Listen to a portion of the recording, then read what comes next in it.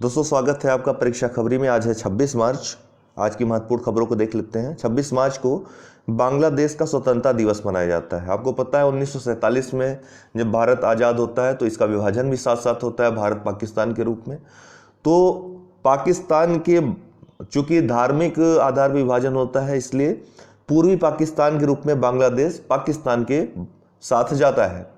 लेकिन धार्मिक आधार पे तो ठीक है, समान है, लेकिन भौगोलिक और सांस्कृतिक दृष्टि से बिल्कुल अलग था। यहाँ पर देखा गया कि जैसे ही स्वतंत्रता मिली, जैसे ही पाकिस्तान बना, यहाँ पर अत्याचार शुरू हो गए, भेदभाव शुरू हो गए।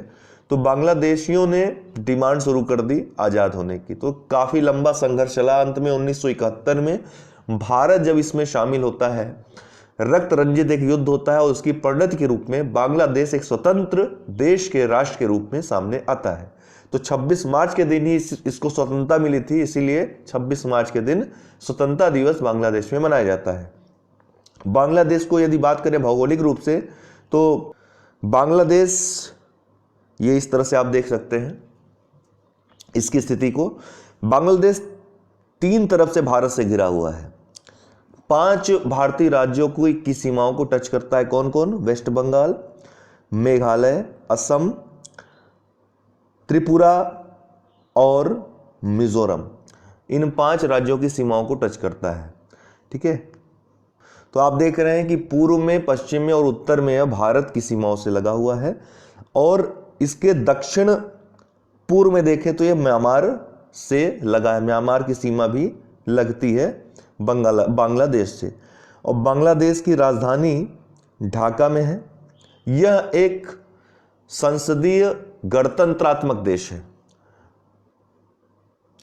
वर्तमान में इसकी प्रधानमंत्री शेख हसीना है, राष्ट्रपति अब्दुल हामिद है। राष्ट्रगान यहाँ का आमार सोनार बांग्ला है, जो कि रविन्द्रनाथ टैगोर ने द्वारा रचित है। तो रविन्द्रनाथ टैगोर एकमात्र विश्व के व्यक्ति हैं जिनकी रचनाओं को 2 देशों का राष्ट्रगान घोषित किया गया। एक तो भारत का जनगण मन और दूसरा बांग्लादेश का आमार सोनार बांग्ला।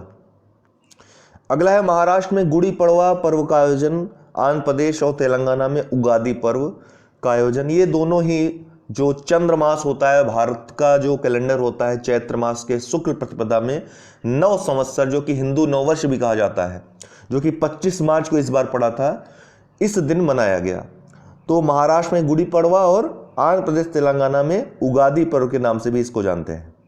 इस बार 2019 में एक प्रश्न आया था कि भारत में किस कैलेंडर को राष्ट्रीय कैलेंडर के रूप में अपनाया गया है, तो वो शक संवत है। याद रखिएगा, शक संवत। शक संवत हमारा राष्ट्रीय कैलेंडर है। इसको ग्रेगोरियन कैलेंडर के साथ ही 22 मार्च 1957 को अपनाया गया था। ग्रेगोरियन कैलेंडर भी राष्ट्रीय कैलेंडर है, लेकिन औपचारिकता राष्ट्रीय कैलेंडर हमारा शक संवत ही है, जिसका पहला महीना चैत्र का माह होता है। चैत्र जो है पहला माह होता है शक संवत का। शक संवत दोस्तों, जब कुषाणों ने शकों पर विजय प्राप्त की तो 78 ईस्वी में शक संवत घोषित होता है। तो 78 ईस्वी शक संवत। विक्रम संवत की बात करें तो उसका पहला माह भी चैत्र ही होता है, लेकिन विक्रम संवत की शुरुआत होती है 57 ईसा पूर्व में, जब विक्रमादित्य नामक एक राजा ने शकों पर विजय प्राप्त की, तो उन्होंने भी विक्रमादित्य की उपाधि धारण की और इसी दिन से विक्रम संवत शुरू होता है। भारत फ्रांस ने पहली बार रीयूनियन द्वीप से संयुक्त गश्ती दल का संचालन किया। तो बहुत महत्वपूर्ण है, क्योंकि भारत ने यूएसए के द्वारा जो प्रपोजल दिया गया था संयुक्त गश्ती दल समुद्र अभियान का, उसको भारत ने ठुकरा दिया था, अस्वीकार कर दिया था।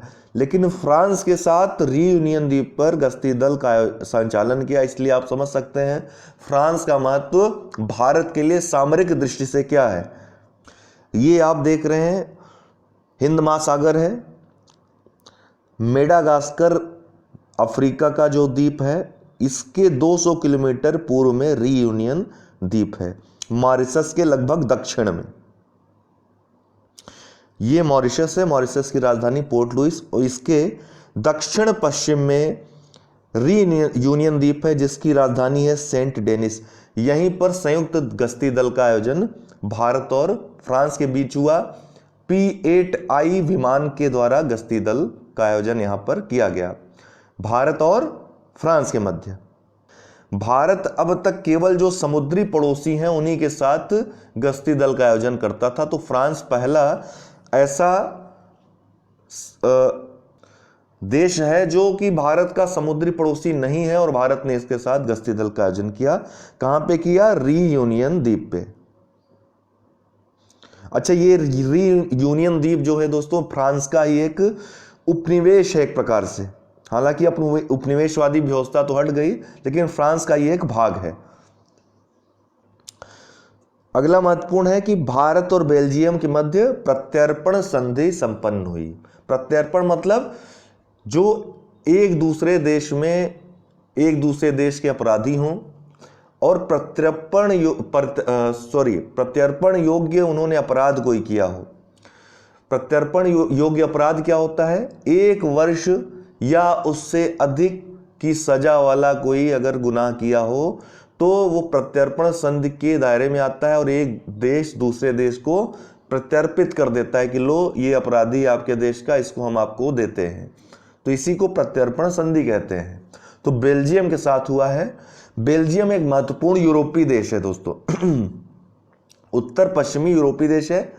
इसकी राजधानी ब्रुसेल्स है और यहां पे ही यूरोपीय संघ और नाटो के मुख्यालय स्थित हैं। देखिए, चर्चा में कुछ चीजें जो रहती हैं उनकी भी हम आज से स्टार्ट कर रहे हैं कि जो महत्वपूर्ण योजनाएं, जो महत्वपूर्ण टर्म्स, टेक्निकल वर्ड्स जो चर्चा में रहेंगे उनके बारे में भी हम डेली 1-2 लाइन आपको बताते चलेंगे। ये आपका तैयार होता जाएगा प्री मेंस दोनों का। तो मीथेन ऑक्सीकारक बैक्टीरिया क्या होते हैं? मीथेन ऑक्सीकारक जीवाणु क्या होते हैं, या इनको मेथेनोट्रॉप्स बैक्टीरिया भी कहते हैं। दरअसल अगरकर शोध संस्थान पुणे, आजकल बहुत चर्चा में है, याद रखिएगा, पुणे में स्थित है। इसने एक अध्ययन किया। इसने अध्ययन किया कि मेथोट्रॉपिक्स जो बैक्टीरिया होते हैं, ये पर्यावरणीय जो मीथेन है, जो कि एक ग्रीन हाउस गैस है जिसका प्रभाव कार्बन डाइऑक्साइड की तुलना में बहुत अधिक होता है। लगभग 28 से 30 गुना ज़्यादा इसका असर होता है वायुमंडल में ग्रीन हाउस गैस के तौर पे। इसको कम करने, इसको निरस्त करने के लिए मीथेन ऑक्सीकारक बैक्टीरिया का प्रयोग किया जा सकता है। ये बैक्टीरिया क्या करते हैं? विभिन्न रासायनिक प्रक्रियाओं के द्वारा वायुमंडलीय मीथेन को कार्बन डाइऑक्साइड में बदल देते हैं। ठीक है, कार्बन डाइऑक्साइड में बदल देते हैं। तो ये इनका उपयोग है। इन्होंने लगभग 40 से 45 ऐसी प्रजातियों की खोज किए, उनका अध्ययन किया है और अध्ययन करके उसके परिणाम देखे हैं। मुख्यतः अगर मीथेन गैस की बात करें तो प्राकृतिक गैस का महत्वपूर्ण घटक है, ईंधन के रूप में इस्तेमाल होता है, रंगहीन एक गैस है और सबसे सरल हाइड्रोकार्बन माना जाता है। इसका सूत्र होता है CH4, सबसे सरल हाइड्रोकार्बन है। इसकी खोज 1977 में एल्सांड्रो वोल्टा ने की थी।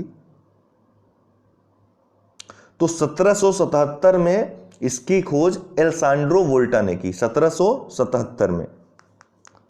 ठीक है, और प्राकृतिक गैस का महत्वपूर्ण घटक है, ईंधन है, सबसे सरल हाइड्रोकार्बन है। CH4 इसका सूत्र है। प्रमुख ग्रीन हाउस गैस है। इसको दलदल गैस, फायर डैम्प या फिर मार्श गैस भी कहते हैं। कोयला खानों में इकट्ठा हो जाती है और इसकी वजह से विस्फोट और आग लग जाता है। ये परीक्षा में पूछा जाता है। रंगहीन गैस है, जल में घुलनशील नहीं है, अघुलनशील है, वायु से हल्की है और CNG जो होता है कंप्रेस्ड नेचुरल गैस में मुख्य घटक के रूप में इसका इस्तेमाल होता है। इसके स्रोतों की बात करें तो दलदली स्थानों, आर्द्र भूमि स्थलों, धान के खेतों में, जो भारत में धान की खेती बहुत ज़्यादा होती है तो मुख्य स्रोत धान की खेती हैं भारत में इनके। इसके अलावा कोयले के खदानों में, जीवों के मल मूत्रों में और जुगाली करने वाले पशुओं के द्वारा निर्मुक्त होते हैं, मीथेन गैस निर्मुक्त होती है। तो मीथेन गैस जो कि प्रमुख ग्रीन हाउस गैस है, कार्बन डाइऑक्साइड का 27-28 गुना ज़्यादा असर होता है इसका ग्रीन हाउस इफेक्ट में। तो इसीलिए इसकी बढ़ती सांद्रता चिंता का विषय है, जिसके लिए यह खोज, यह अध्ययन एक महत्वपूर्ण भूमिका निभा सकता है। तो दोस्तों आज के लिए इतना ही, बहुत बहुत धन्यवाद।